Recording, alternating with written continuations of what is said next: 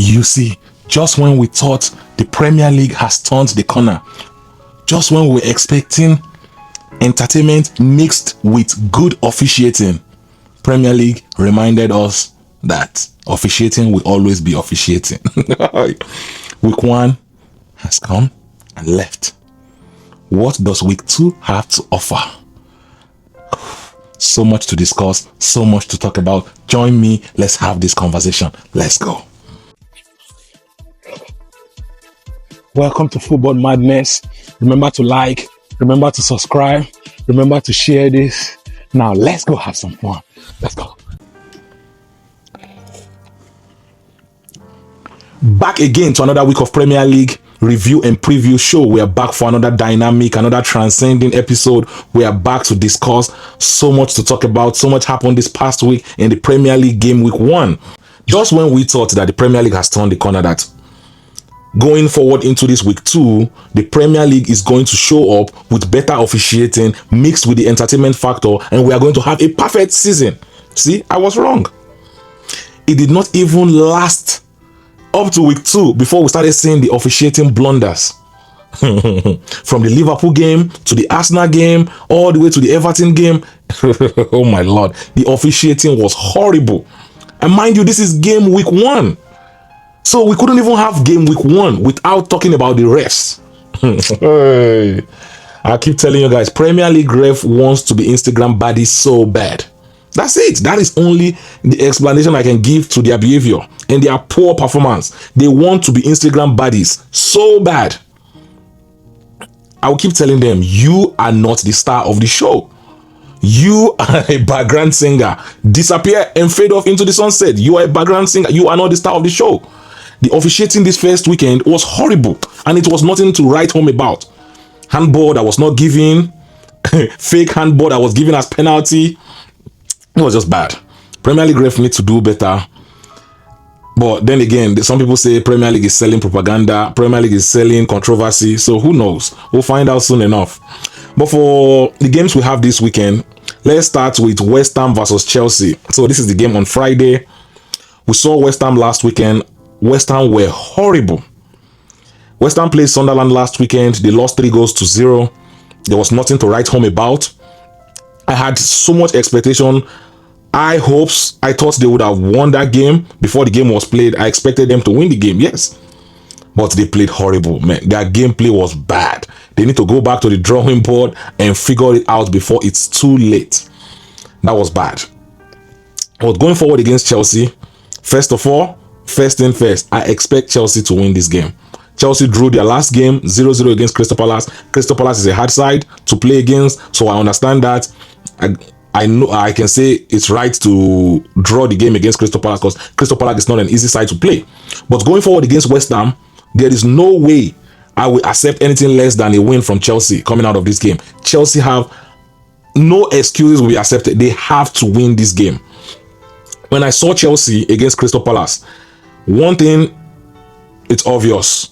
Chelsea that we saw in the preseason and Chelsea that we saw against Crystal Palace is two different Chelsea. Chelsea took a break. They went for holiday. They did not get enough rest. You can still see the tired legs. Their transition play was not gelling properly. The game was not flowing properly. They were turning the ball over. Creating opportunity was coming far. It was not coming as fast as possible. So when we now go forward against West Ham, I expect much from Chelsea. Chelsea need to bury their chances whenever they create them. They need to be sharp in the attack. They cannot look the same way they did against Crystal Palace. Though they did not create enough clear-cut opportunity against Crystal Palace, but going forward against West Ham is not going to be a difficult side. West Ham is not going to be a hard side. This is a London derby, yes, but I expect Chelsea to be sharp. I expect Chelsea to be clear-cut, and I expect Chelsea to come out of this game with maximum 3 points. That's it. Nothing will be accepted. Nothing will be tolerated. Enzo Maresca, you need to set the standard. You cannot play the first 20 minutes, the first 30 minutes, and you are still not yet synced into the game. That is not acceptable. From the get-go, you cannot afford to fall behind. Liverpool already picked up 3 points. Arsenal already picked up 3 points. Manchester City already picked up 3 points. The race is on and the race is moving. If you should start slow, you are going to have yourself to blame. Defense against Crystal Palace, it looks solid. They did well. They moved where everything was fine. The only problem for Chelsea was Chelsea couldn't finish. Chelsea couldn't score. So going forward against West Ham, Chelsea need to capitalize on their opportunities. Chelsea need to they need to actually use the wing play more. They brought in Estavio against Crystal Palace. We saw what he could do, but that's his first Premier League game, so we cannot expect much from him. The veteran player, the experienced players need to step up and be counted. If I were Enzo Maresca, I am going to have Jackson on my bench. I believe that if Jackson had a couple of minutes against Crystal Palace, that game would have gone a little bit different than it did. You need to have a differential player that can come in from the bench and make a difference. You have to. Jackson can still do something for Chelsea. If Chelsea are smart, if Chelsea are wise, they need to have Jackson on the bench if he is not starting. You cannot afford to throw Jackson away anytime soon. From what I saw against Crystal Palace, yes, Jackson is needed on this team. You have to find a space for Jackson. This is not the time to sell Jackson. Do not make that mistake. Keep Jackson on this team. Find a way to create minutes for him. He will give you something that Pedro cannot give you, something that Delap cannot give you. Jackson got it. His ability to press, ability to work hard, he will give you that. And I'm telling you, Enzo Maresca, there will be nowhere to hide come next week. I am not trying to go all hard on Chelsea this weekend. This is an opportunity to correct the mistake against Crystal Palace, take care of West Ham, and this game will be an entertaining one to watch. If you are a neutral fan, grab your popcorn, grab your drink. You enjoy watching this game. Chelsea fan, go enjoy your weekend. But this is a game that Chelsea must come out with absolutely nothing but 3 points. Maximum 3 points. That's what I'm expecting. Go and have some fun. For the next game we'll have on our list, we'll have the game between Manchester City and Tottenham Hotspur. This is the big game of the weekend. You see this game is coming up on Saturday. This game is going to be entertaining. For the neutral fans, you want to see this game. From what we saw last weekend, Tottenham versus Manchester City is going to be entertaining. I can see goals from both ends. Tottenham will score, Manchester City will score. But whomever can take care of their chances properly, whomever can capitalize on their opportunity, will come out of this game victorious. But I see both teams scoring in this game. This is going to be an entertaining game. Tottenham Hotspur against Burnley last weekend, they look fantastic. The attack was insane. Kudus, oh my God. This is why I wanted Kudus at Liverpool, man. Kudus is, oh man, Kudus is a baller. He is a baller. Oh my God. Tottenham stole that signing. That is a good signing for Tottenham Hotspur this summer. Kudus is a special player. We saw the return of Richarlison. We've not seen him play this good in a while. He scored 2 goals against Burnley. That was 2 fantastic goals. A bicycle kick was even included in those goals. So that is something we are going to be looking forward to against Manchester City. Manchester City, on the other hand, against Wolverhampton last weekend, they were superb. Though Wolves create their chances, but Wolves couldn't capitalize on their chances. Manchester City made Wolves look like nothing. They were just better than Wolves in all aspects of the game. They were faster than Wolves. They won the second ball. They were creating chances upon chances. They did everything better than Wolves. Wolves had nothing to offer, which is expected. I'm not expecting much from Wolves this season. But going forward against Tottenham Hotspur this weekend, Manchester City versus Tottenham Hotspur, this game is going to be entertaining. The key to victory for Manchester City need to make sure that Tottenham Hotspur does not get clear-cut chances. You have to limit their chances. You have to dominate the possession. You have to dominate the time of possession. Do not give them any time on the ball. There should be no time for Tottenham Hotspur on the ball. Dominate the game, limit their chances, watch out for the counter-attack. Tottenham Hotspur is a team that is going to try to capitalize and try to score from the counter-attack. So limit their chances, dominate the game, time of possession, make sure you absolutely stay in control of the game. Do not give any opportunity away. But on the other hand, for Tottenham Hotspur, the key to victory for Tottenham Hotspur is going to be ability to score with limited chances. I'm telling you, ability to score with limited chances. I do not see Tottenham creating a lot of chances in this game, but they need to make sure that the few they are going to create, they have to make sure 1 or 2 is counted. They have to capitalize. Do not let Manchester City score 1 or 2 goals early, because the game will be over before it even gets started. You have to make sure that you keep your defense solid. You make sure that Manchester City, even though they are going to be dominating the game, make sure that they are not getting the possession in the most dangerous part of the field, which is in your own 18, in the Tottenham Hotspur 18 box. Do not let Haaland get any clear-cut chances. You have to limit his chances.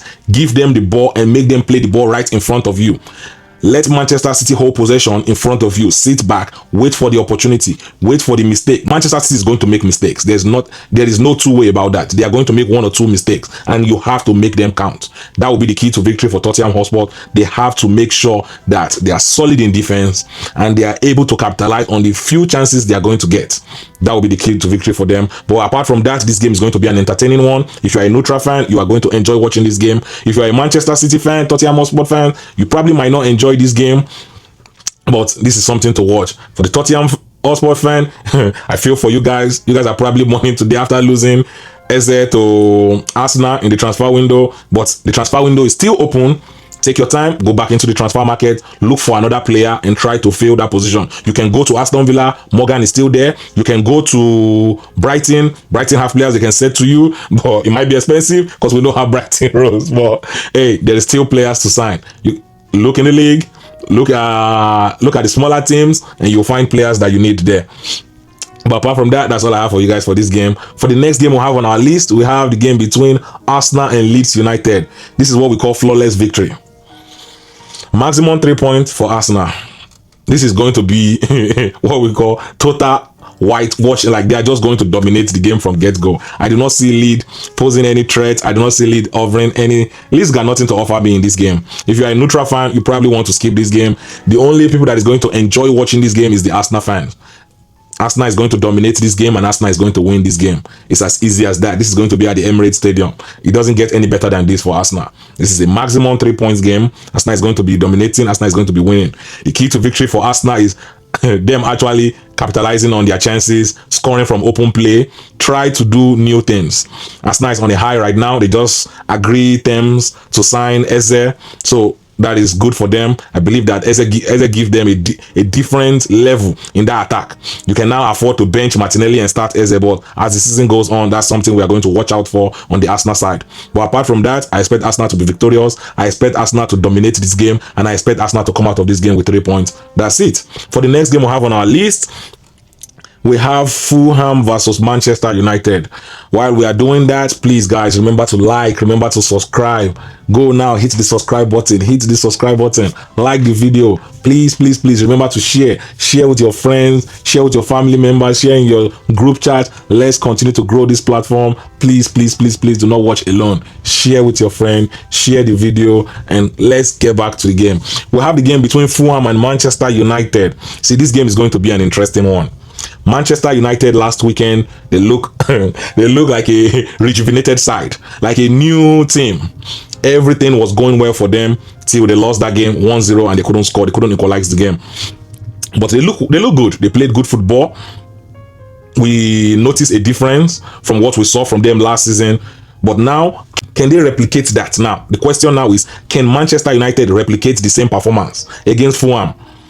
Because mind you, they'll be away at Craven Cottage at Fulham Stadium against Manchester United. Fulham is going to be at home. Fulham is not an easy side to win at home. Fulham is going to give you everything they've got. They are going to be physical. They are going to try to score goals. But this is going to be an interesting game to watch. Manchester United, you cannot start this game slow. You have to play the same way you did against Arsenal. Don't look down on Fulham and say Fulham is not Arsenal. Let's take it easy. Let's take our foot off the brake. You are going to regret that. See, games like this is where you find out what you are made of. It's easy to play good against Arsenal, against Liverpool, against Manchester City because you are motivated for the big game.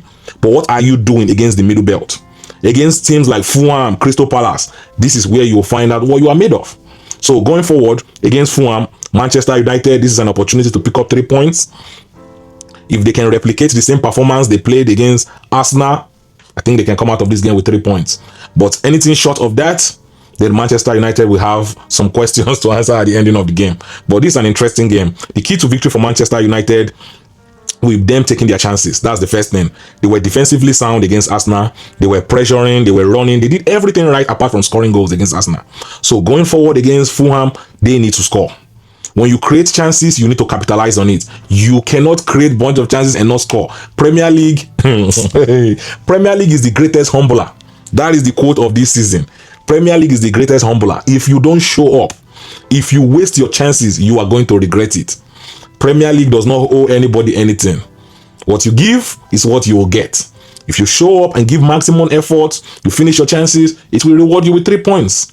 If you don't, you will find out the hard way. I'm telling you. So, like I said, the key to victory for Manchester United will be the ability to execute, ability to take care of their chances, finish in the front third. Do not get complacent. Do not look down on Fulham. Go forward, enjoy this game. If you are a neutral fan, tune into this game on Sunday. This game is going to be entertaining. This game is going to be the game to watch on Sunday. Thus, you will enjoy this game, neutral fan. For the next game and the last game we'll have on our list, the Isak rivalry.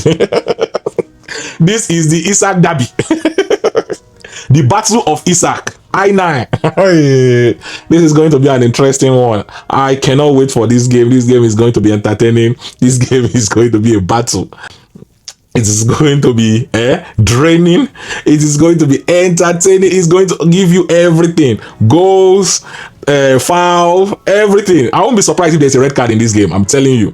This Newcastle versus Liverpool game, I won't be surprised if there's a red card in this game. But this game is going to be worth the watch. We saw Newcastle last weekend against Aston Villa. They played 0-0. Aston Villa had a red card. Newcastle couldn't capitalize on that opportunity.